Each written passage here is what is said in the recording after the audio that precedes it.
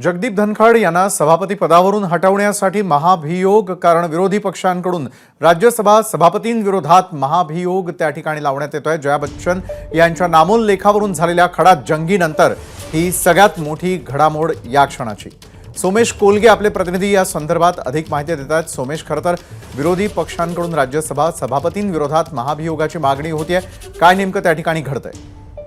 नक्कीच जया बच्चन यांचं नाव रजिस्टरवरती जया अमिताभ बच्चन आहे आणि अनेकदा जेव्हा त्यांचा उल्लेख हा रजिस्टरवरील नावानुसार केला गेला तर त्यावेळी यापूर्वीही एकदा जया बच्चन आणि जगदीप धनखड जे उपराष्ट्रपती आहेत आणि स्वाभाविक त्यामुळे ते राज्यसभेचे सभापती सुद्धा आहेत, तर त्यांच्यामध्ये वाद झाला होता।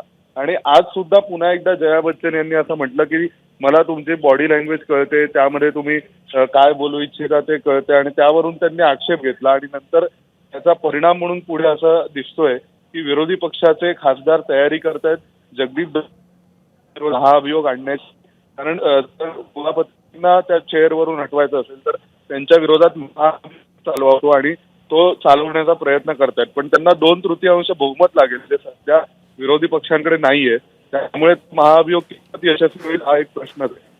नक्कीच, धन्यवाद सोमेश आपण दिलेल्या सविस्तर माहितीसाठी। एबीपी माझा, उघडा डोळे बघा नीट।